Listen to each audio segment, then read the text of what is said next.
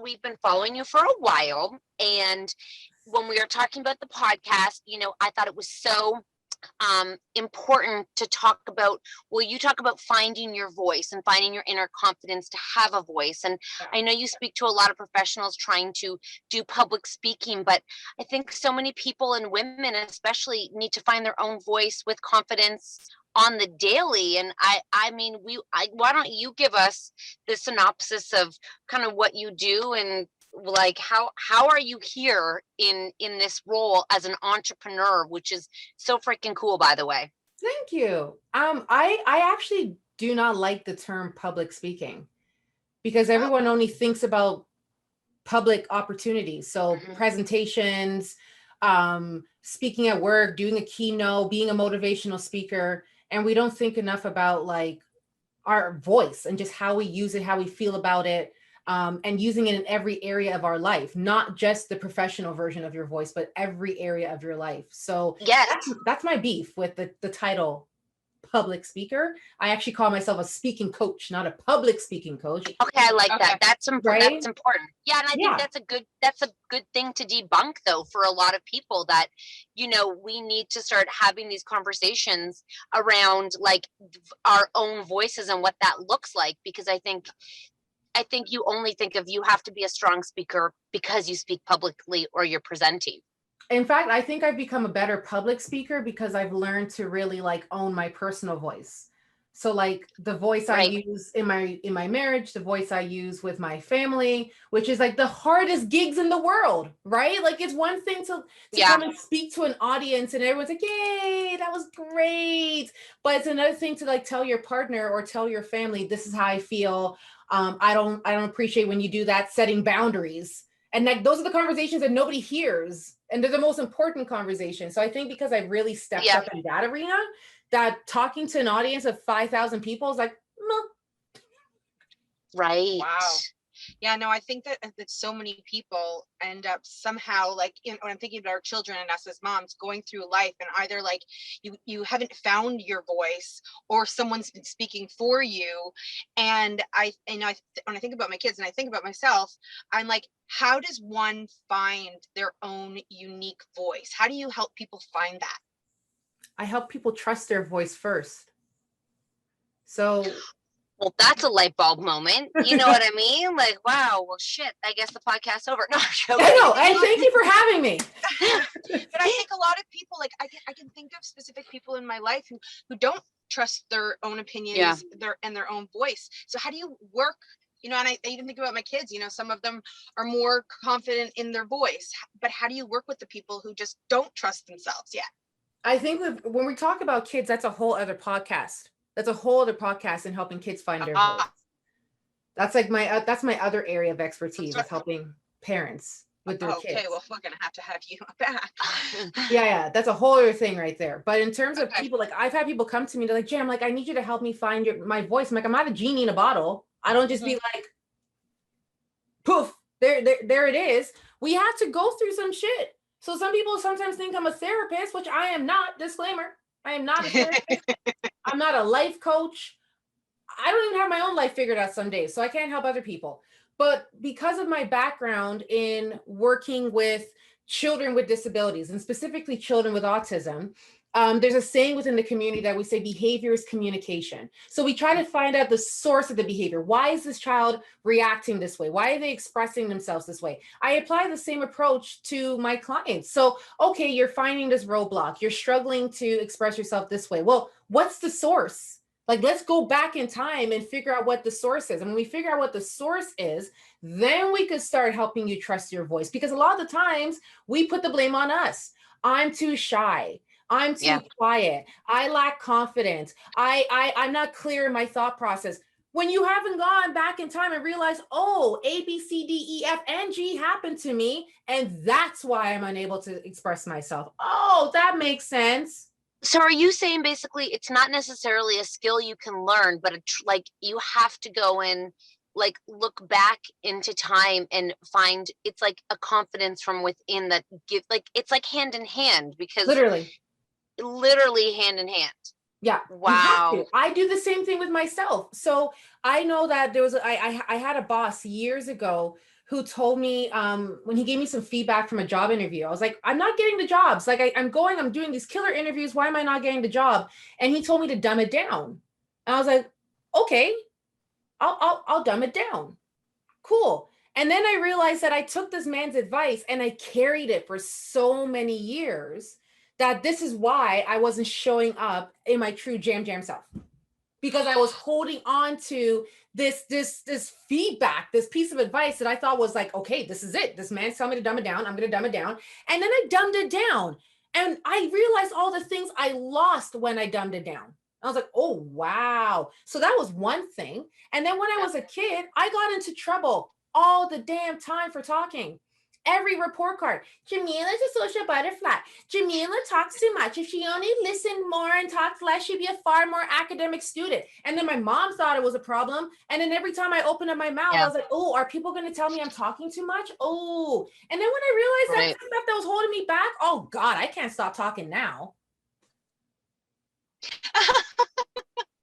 You made a career of it. I love it.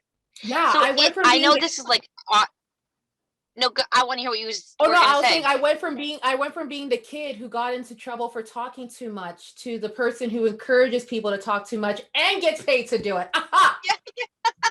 You should send it to your teacher who told you talk too much. I say it all the time. I go, hey teachers, what's up, Miss Bint? Huh? Me, yeah, exactly. I love that though, because so many moms need to hear that, because like I think as you're talking about like this confidence, and this is such a hard conversation because it's not a thing, like it's just not a thing you can have. It's a thing you have to figure out and kind of earn, right? But I mean, I know in one of your posts recently, because you took the Jillian Harris course, yeah, and you were like, I am undervaluing myself in, like, I'm not, celebrating myself enough. Like, if you are the speaker of the person of the confidence, but you are still, holding back, what are us normal people doing? Like the people who don't have all of this experience, like, how are we supposed to go and like, celebrate this thing? Like, it is very overwhelming. And I think of every day, our moms who listen, and, common themes are they're stuck. They're the ones holding themselves back. They don't believe in themselves to take a risk. And, often they're being snowplowed at home constantly. And they're like, I don't know what to do. I don't know where to go. I'm stuck. Like, what do we do? I've heard that from a lot of moms, unfortunately. And then I just wrapped up the last cohort of my program a couple of weeks ago, and I got a message from a husband, which I've never, in the 6 years I've been coaching, I've never had a spouse reach out to me and say, hey, this is how my wife is doing, or my husband's doing after working with you. And this husband was like, my wife is stepping into her full potential now, and it's so beautiful to see it. And I was like, wow, you're really good. Amazing. Wow. But I realized for myself was that I had big goals. I was playing it safe. And I think I was just kind of like exploring the things that I knew I could accomplish. And part of that was I was dimming my light a little bit. I have a lot of light, but I think the light that I have is as big as a lighthouse, and the reach goes as far as a lighthouse. But I was just being like a street lamp, and just lighting the sidewalk. And now I'm like, hold on. Whoa, you are a lighthouse. Shine bright. And I think just even being able to say that out loud, it holds myself accountable.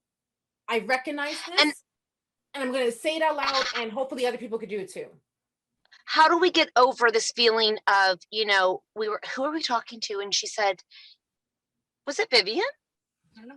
Vivian K. I know what you're gonna say. And she was just saying, it took, oh God, I wish I could remember who it was, because she was saying it took a while for me to celebrate, like, or someone who just did a major accomplishment, and my brain is not working. And it was Jamie yesterday. I go, she's the host of a TV show, and she goes, I don't really talk about it much because I don't want to be bragging. And I'm like, what you're doing is you should be shining your, like, people want to celebrate you. What is this with women who, what is the difference between bragging and feeling like sell why is it so hard to articulate our wins as women, and talking about what the win is? Like, is that just societal, do you think, and is it practice? I think it is. I think a lot of it has to do with society, but I also think it has a lot to do with our upbringing. So like, I'm not a mom yet, but I like to believe that if I have a child, my child's going to be the most, because they're going to see their mom being the most, and their mom's unapologetic about being the most, and therefore it's going to transfer onto them, and they're also going to be the most. But if you're growing up around people who are saying, now, dear, don't boast, be this. We're just hardwired just to be simple. And going back to that boss I had, dumb it down. I'm sorry that you can't take this shine. Check yourself before you check me, right? Why are you having an issue with me celebrating myself? And again, we think so much about people's feelings. How are people perceiving me? And we always think the worst instead of thinking, what about if when I share my wins, it actually encourages somebody else to share their wins? What about when I say, this is who I am and what I do, it also makes somebody feel like I could do it too. But we always think about the worst case scenario.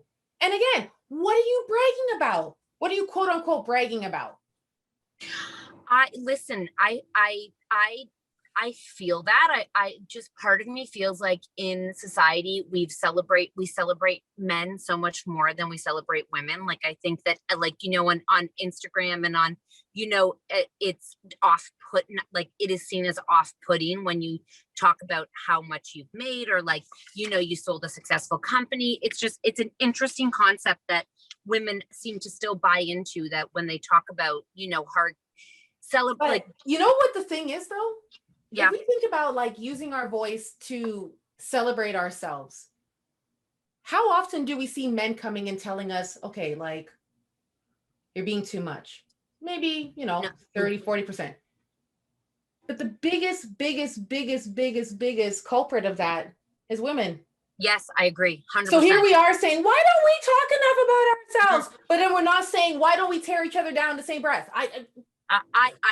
I complete, and why can we not talk about, income, or, claiming making money without it being like, oh, we should just be doing everything for the goodness of our heart, like, because we're good people, like this. I have skin that needs to be moisturized.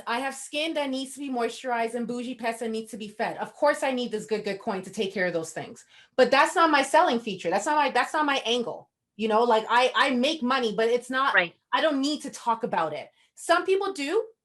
What I'm unapologetic about is asking for money. So I put out a reel like a couple of weeks ago, and I was like, this is how I respond to when people question my rate. And then this one woman came in the comments, she goes, not to be critical or anything, but can I give you some food for thought to think differently about this? And I said, nope, you can't. Get your ass down. Do you know how many years I've worked for free? Do you know how many years I've asked for a smaller amount just to secure the gig? And you want to come up in my comment section and say, let me give you a little food for thought. How about you take a seat? Thank you, Susan. Got it. Thank you. You're right. But like, just let me have how a do we moment, do Susan. this? Why are you telling me to think differently, Susan? Like, right. hell? I mean, yes. That's so funny. It made no sense to me. But you're so right. Like, I mean, I guess there's two different thoughts. Like, if someone is, celebrating themselves, there are people that tear them down. But for someone, like, if I'm seeing a woman celebrate herself, I'm inspired. It means if she can do it, maybe I can do it too. I didn't even know that was a thing. And now I know, because she's telling us about it. So I think everyone just needs to do it more, What I've started doing now is when people have had the audacity to either fix their fingers or fix their vocal cords to question how I'm using my voice, or Jan, why are you being so much about this? Like, shouldn't you just be a little bit quieter about it?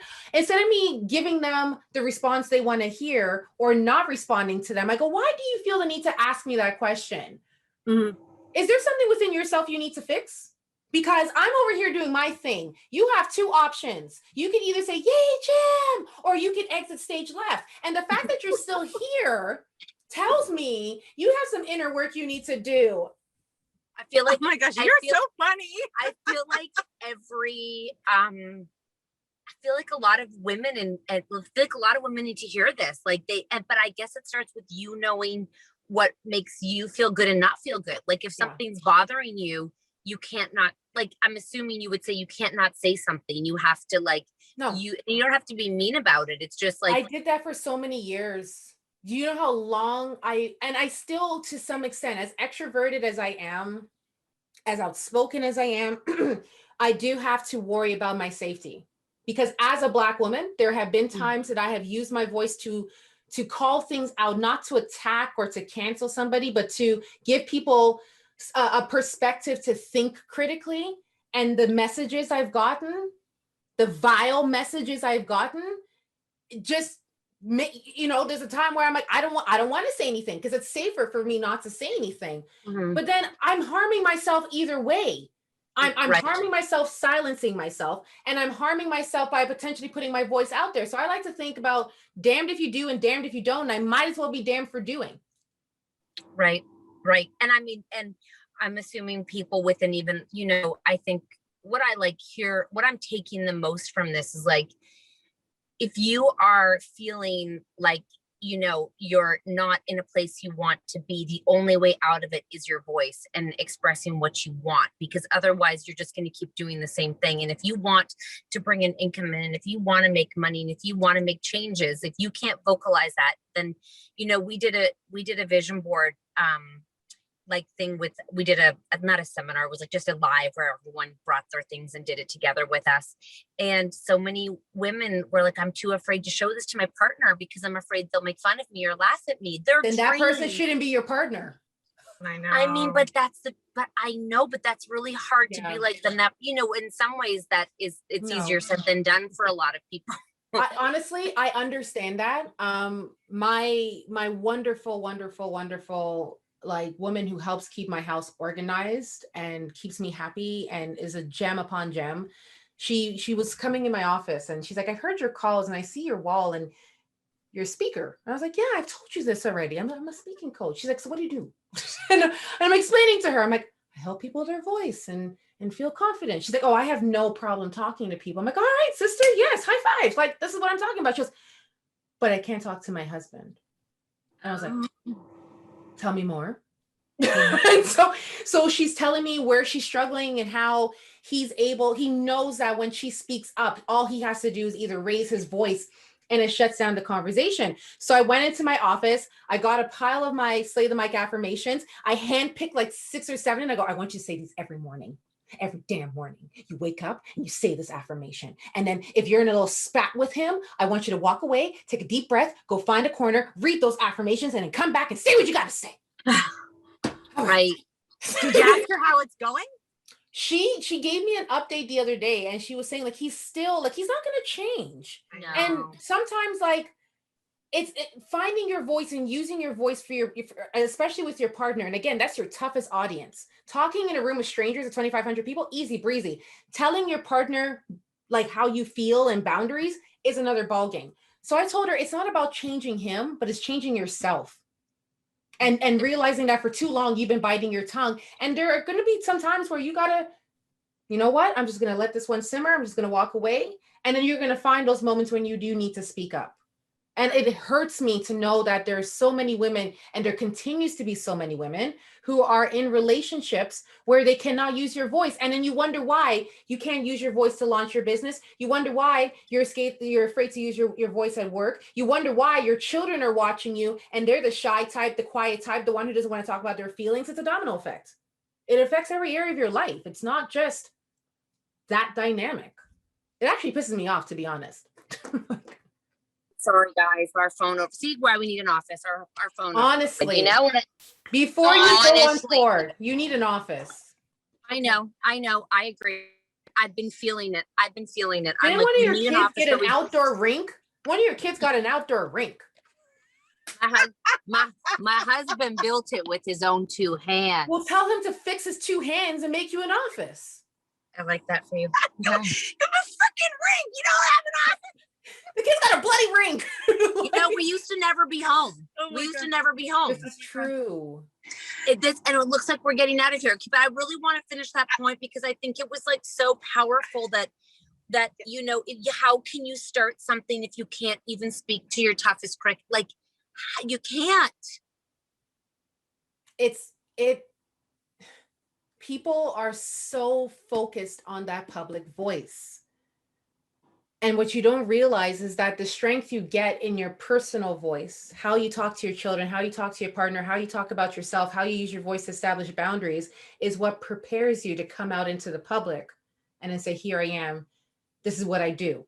So when we think about women who are like, oh, I don't want to be, I don't want people to think that I'm bragging. I can think of 2 clients I've had. I go, tell me who these people are as I'm taking my earrings off. I go, tell me who these people are. Tell me, because you keep saying, I'm worried about people. Who are the people? Let's break it down. Be specific. My best friends. Oh, your best friends who question you every time you celebrate a win. Those aren't your friends. So take your finger and do me this favor. Mute them. Remove them. Block them. And here's the funny thing. You actually know this person. For the sake of the podcast, I'm not going to say who they are. You know this person. And their change has been incredible since they started doing that.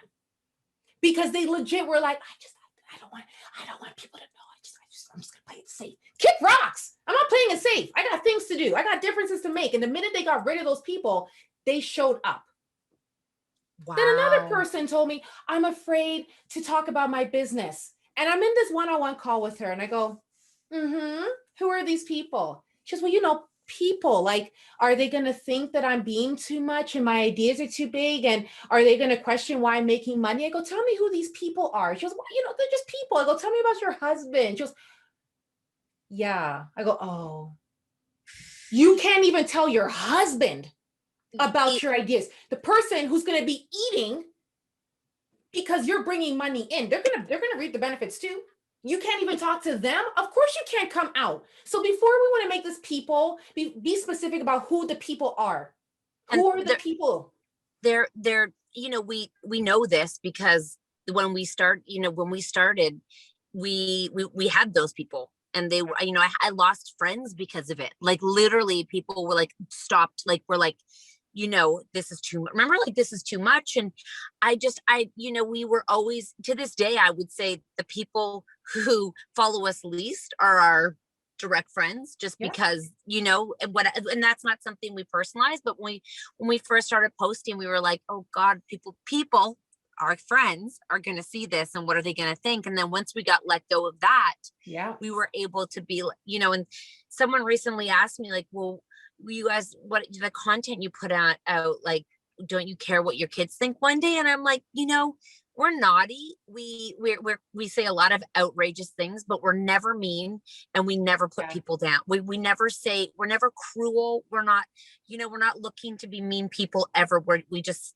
tell crazy stories. So I'm fine with that. I'm so glad you use that example, because the question I always ask the people I work with when they're scared to share their wins, share their story, establish boundaries, do a public service announcement on something that they're seeing, I always ask them, what's your intention?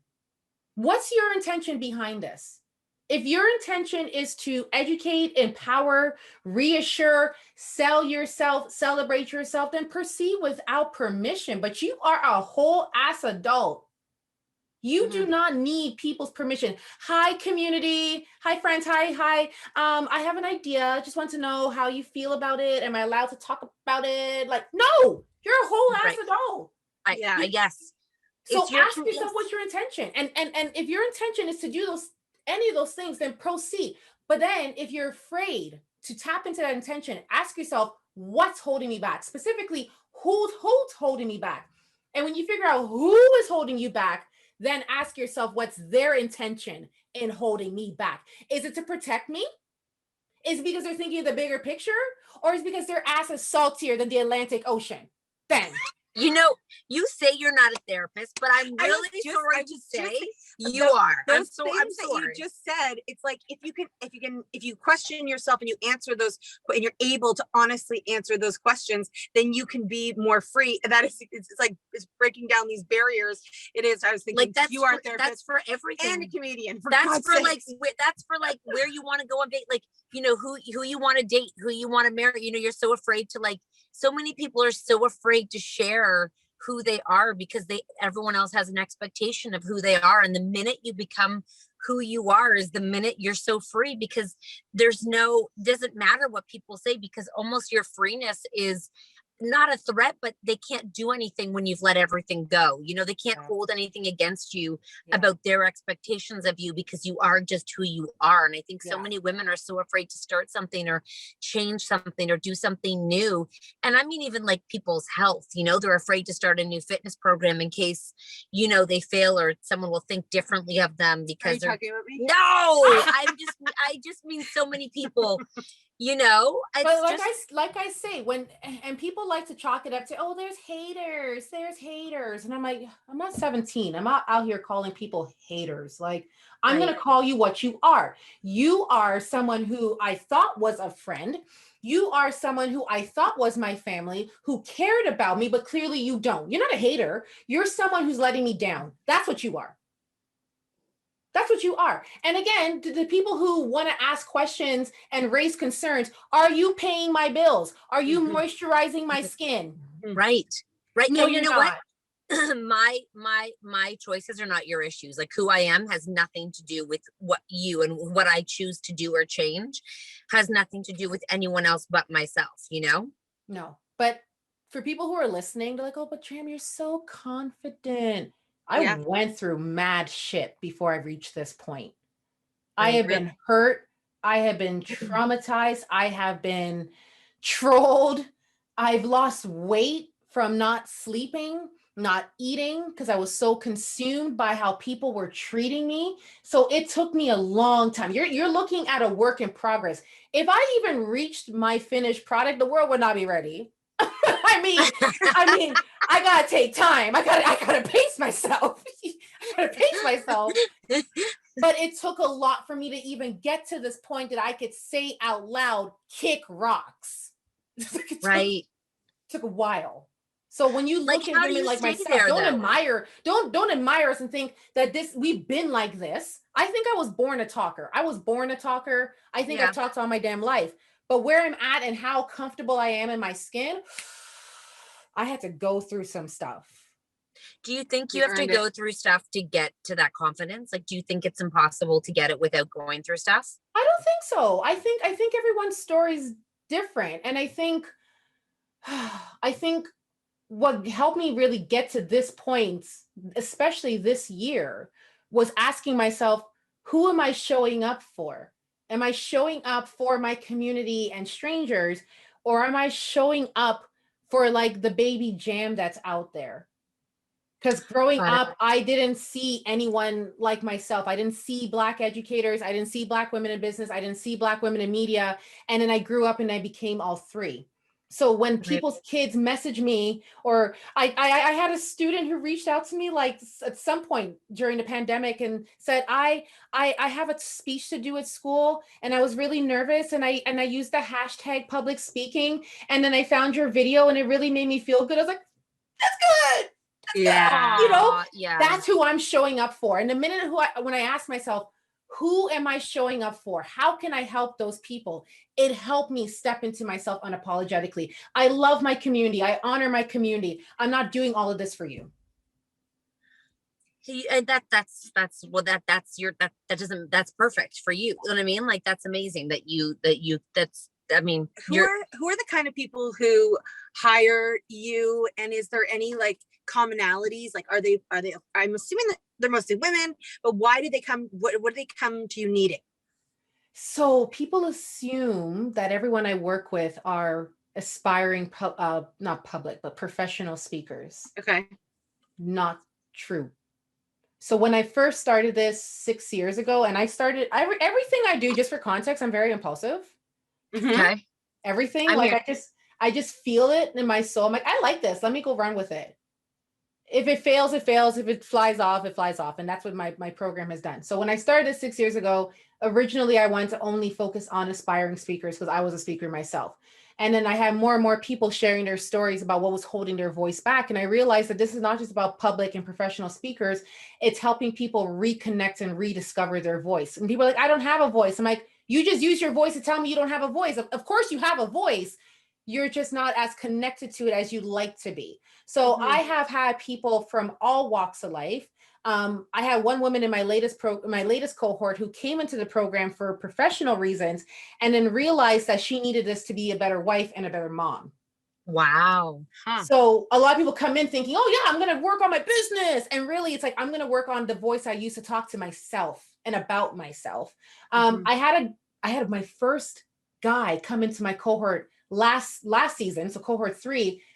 And that was so cool to have a guy in the group, you know, because we always think it's so women focused and we think, oh, men are so macho. No, this dude had his own pain and trauma that was holding him back from using his voice. So I like to tell people, humans come into my program. I help humans.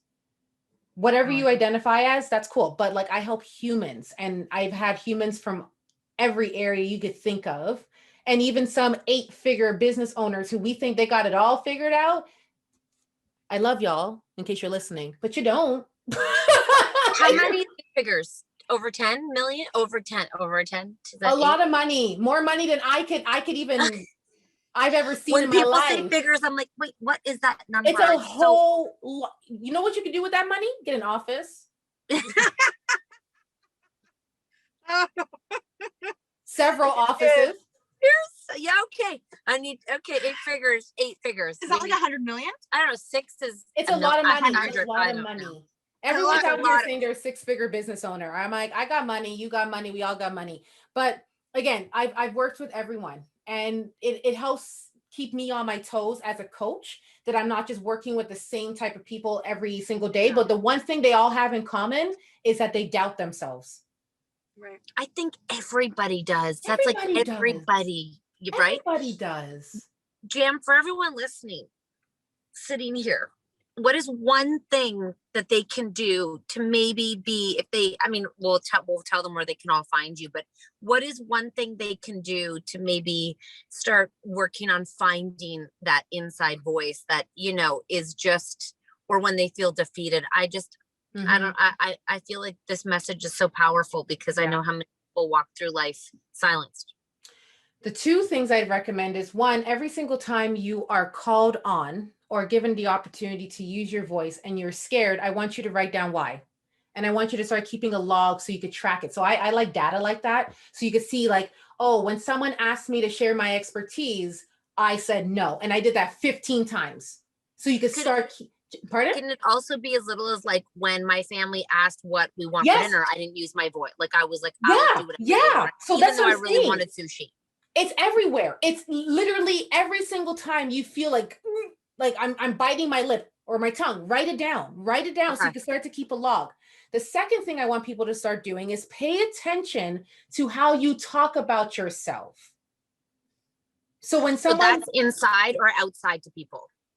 Was outside, meaning, so somebody goes, oh my God, like I love your business idea. And you're like, oh, it's nothing, you know, it's just something I started like a month ago. Pay attention to that.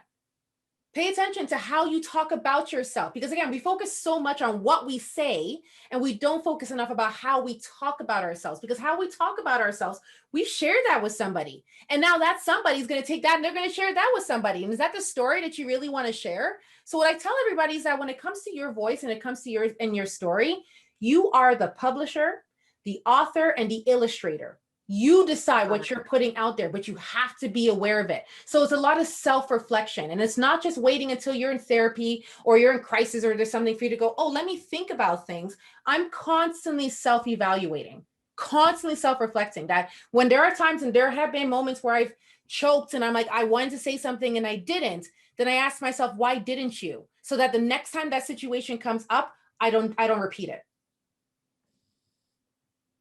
Makes So sense. just being so aware of it and really listening to your voice. Like you could start doing little small things, like instead of sending someone a text message, send someone a voice note.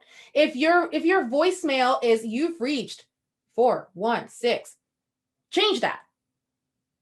Get rid of that and put your actual voice on it. Those are all little things that you could start doing to like reconnect and most importantly, like fall back in love with your voice. But we really do apologize for those snafus, and oh God, please let us move forward with this and never have 7 children at home again for an extended amount of time like this. I love but it. thank you so much for like taking the time. I feel again, I feel like inspired. I feel like for myself personally, I'm like, I think I'm usually pretty confident in my voice, but getting in touch with myself even like deeper to feel even more like myself can flow out and my light can shine brighter. I feel like, yeah, asking those questions of yourself and then also writing your own book. Like I love all that. Oh, Where wow. can everybody come and find you? You can find me on Now listen very carefully, people. Okay. Yes, You ma'am. can find me on Uh-huh. Instagram and Twitter at I am Jam Gamble. Do not add me on LinkedIn. I'm not going to accept it. Don't. I was very specific. Instagram and Twitter, and I guess I show up on Facebook from time to time, but jams and everything because I'm that sweet. Aw, and we'll also put everything in the show notes so they can link it directly for you. And do you have another cohort coming up where people can like sign up? And why don't you just give us a quick, like, if you feel like it, like synopsis of what that course looks like, and like you said, it's for anybody who wants to use their voice, but just so people know what to expect from that. So I just launched cohort 4, and that's gonna end in August, and then I'm gonna try to sleep for a couple of months, and then launch cohort 5 in February of 2022. And essentially, this program is for anybody who wants to reconnect and learn how to love, trust, and honor their voice and use it in every area of your life. Wow. I'm tired of people saying, I want to be a TED Talk speaker. Can you talk in your home? Can you? Yeah. Until you talk in your house, you're not ready for TED. Okay. Talk to your TED first. So that's what the program is. It's an 11-week program, very intimate group, a max of 30. So I know who everyone is and I get to hear your voice from beginning to end. And the best thing about my program is my community. People think it's me, but to see just the community support each other and encourage one another to use their voice is the best thing I could have ever created when launching this program. So yeah, I'm ready to see who's going to be coming in cohort 5. But for now, my focus is cohort 4. I love that. That's really exciting. That's a nice little ending. That's like, it's a wow. So everyone go find you on Instagram, not on LinkedIn, definitely not, and on Twitter. You got it. Yeah, you're gonna get so much. You go get LinkedIn like requests now, and you said not LinkedIn. You know, I'm gonna go request her. When I've done other people's podcasts, and I'm not going to say their names so they don't get like free promo on your thing, but like someone was like messaging me on LinkedIn. It's like 5 minutes in, hi, I'm listening to you right now on so-and-so's podcast. I'm like, why? I don't. I'm dead. Oh my gosh. Well, can't wait to meet you in real life. Thank you for joining us. Thank you. It was fun. Bye. Take care. Thank you. Bye.